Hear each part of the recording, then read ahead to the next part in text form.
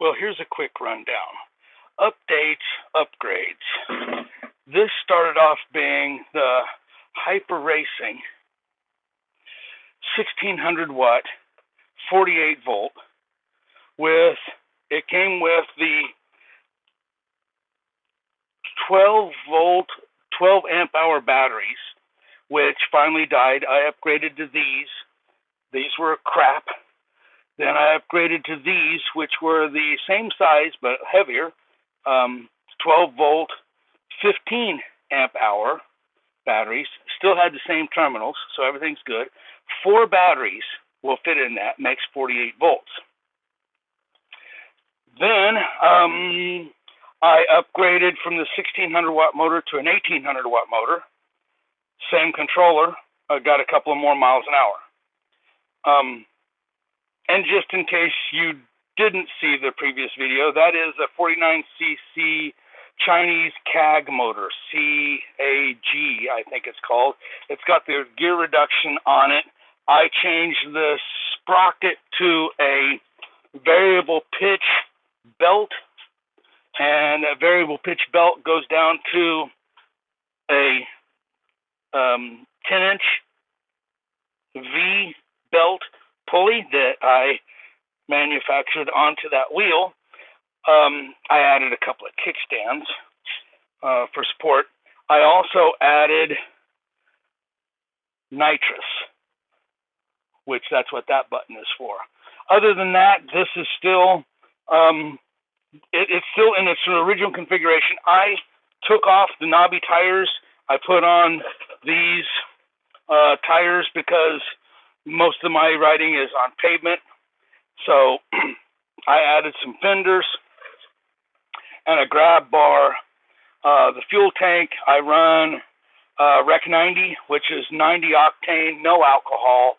I add boostane to it when I am going to run the nitrous.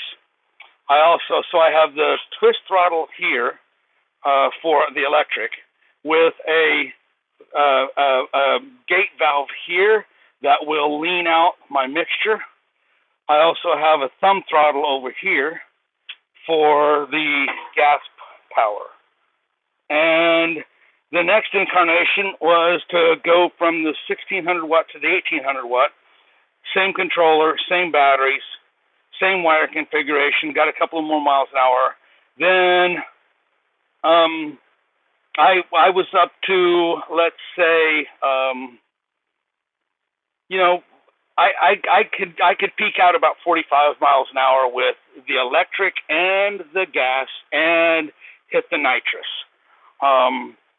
It was everything that this thing could do. And then I bought this from the same supplier. It was used. It had problems. It's basically the same as this cart, except for the battery tray is the main difference. This will hold 4 SLA batteries with the T2 terminals.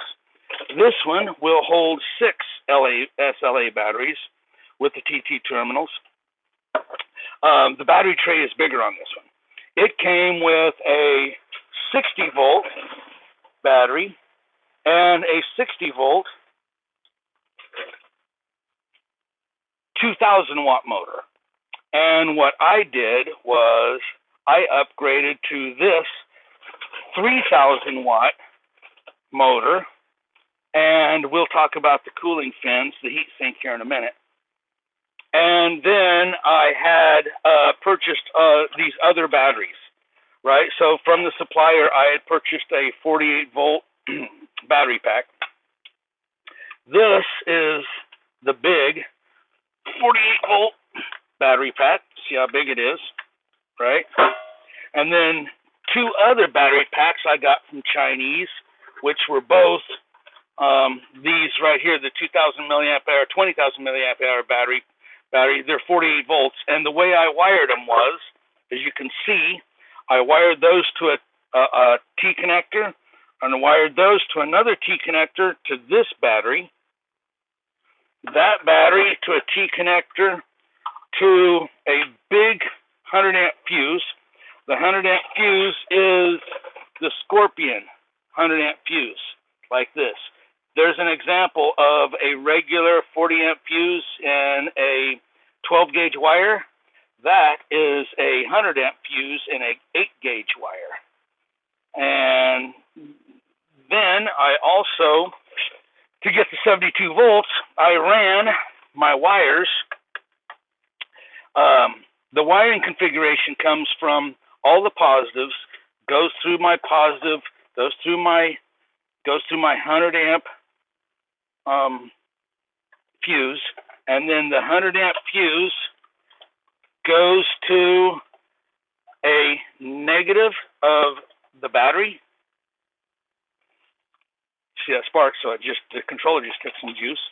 Negative of the battery out of the positive, right? Out of the positive into another negative of another battery. So this gets you from 48 to 60, and then you run it to another battery from negative out to positive, and back into your controller. So your positive from your last battery jumps it from 48, 60, 72, back to your positive of your controller, and your negative from all your 48 volts, right, goes all directly to your controller, negative. So positive, negative, positive, negative, positive, positive into the controller. That is an 80 amp controller. What came with the bike was your standard crapola, no-name brand controller. It was probably in the 30 amp. I got this the 28 amp from another buy. Again, it's crap. Then I upgraded to this 3,000 watt motor, and it came with a 65. Let me get you straightened up and focused. It came with a 72 volt, 65 amp controller. And that freaking thing is huge. It will not fit in the front, where that controller, I had to shave it down on both sides and shove it into that little compartment. That is like a 45 amp controller, and that's as big a controller as I can get in this battery box. But the 65 amp controller I can fit in here, and the 80 amp controller it fits in the same place. So I stuffed the 80 amp controller in the front. Then all three of these 48 volt batteries all teed together, and then two SLA batteries in series to bring up the voltage. And now I've got the 3,000 watt motor with the heat sink, which I'll leave a link in the description to my eBay store where I sell those. And they work really well. Much longer runtime, and much more cooling, and much longer motor life if you run this in your third speed. So this has three, and here's my, you turn on the key, right, and it'll show you display your 72 volts key switch. Standard issue, the same thing comes on this bike. And then, of course, I have 3 speeds. First speed, with the gearing I have right now, I have the gearing set up where it's optimal with what I have. And I believe first gear will get you about 31. Second gear will get you about 38, and third gear will get you 46. That's with the gearing I've got right now. And the gearing I have right now is 11 tooth on the engine, which comes with the motor, and I've got on order 15, 14, 13, 12, 10, and 9 tooth. And All of them have came in, and I have tested all of them except for the 10 tooth. It's still supply chain issues. It's still coming from China. And I believe this one, the sprocket on the back. Let me check the sprocket on the back. I believe it was a 54. Yes, the sprocket on the back's coming 54, 64, and 74. And I've got it down to a 54.11. That gives me the most mile an hour, but kind of like the least amount of the kind of the least amount of power for what I'm doing. It also comes with reverse. Reverse doesn't work unless you're almost stopped or completely stopped. And again, I have switched out this brake for a thumb. It's basically for the right hand, but you flip it upside down, and you can turn this into a left hand. Turn on some more light. If this helps, you turn this upside down, and then it gives you your thumb throttle for when I've got another CAG motor I'm going to put on this, because you can see I've already got the 10-inch V belt for this. It's already manufactured. It's already on there, and I swapped out the tires, which were these 280 10s, for these directional highway speed rated tires. I think they're 320s. I can't remember now. Kenda nylon 3.00-10. 3.00.10-10. The reason why is because they're better speed rated, they're fatter, they're taller, and they still fit inside that frame. So I wanted the bigger, heavier, speed rated tires, and they still fit in the front end. And it does have disc brakes. It's mechanical disc in the front and backs. And yes, the battery setting on the little bike rack back here, I don't have room to put that second SLA battery in this battery compartment. I either have to take the controller out and mount it elsewhere to get that battery in there. But for testing purposes right now, with that 80 amp controller, I needed that other battery for the 72 volts. And it works. That's not a permanent situation, but that's what I got for now.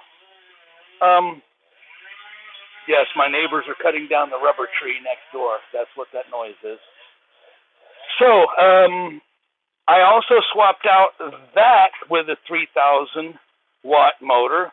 However, this 40 amp controller won't do anything about it, right? I only got a couple of more miles an hour. So I've got to upgrade the controller. That's got to go in that same compartment as 72 volts worth of battery. Now, this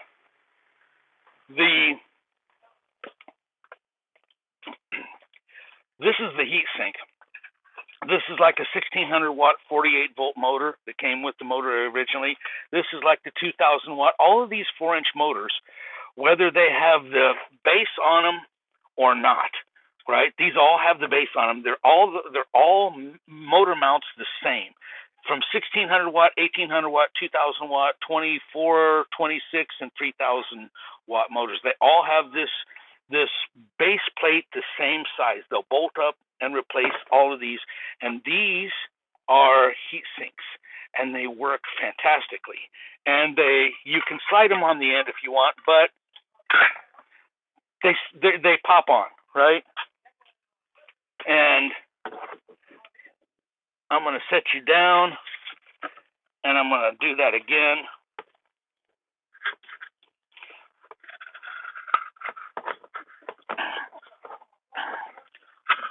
right? So let's see if you're in focus and in frame. Yes, these on 4-inch motors snap right on, and they fit. Look how good they fit. They fit really well. They snap right on. There's no gap. You don't need any thermal compound.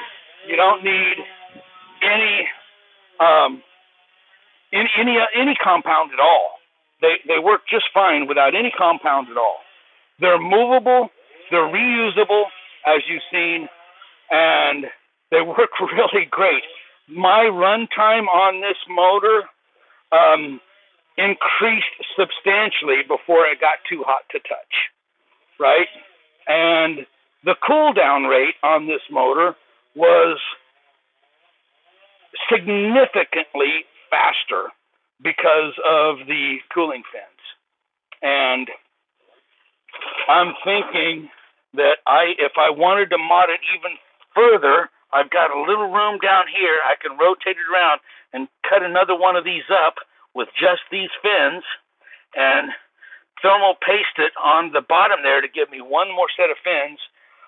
Or you can go onto eBay and get thermal heat sinks and just glue them on here and there to add.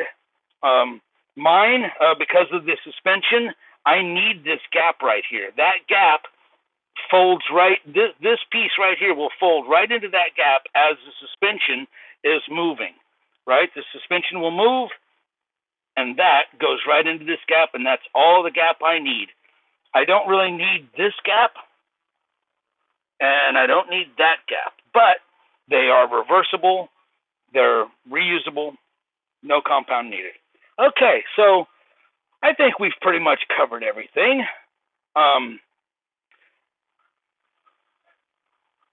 Yeah, so enjoy.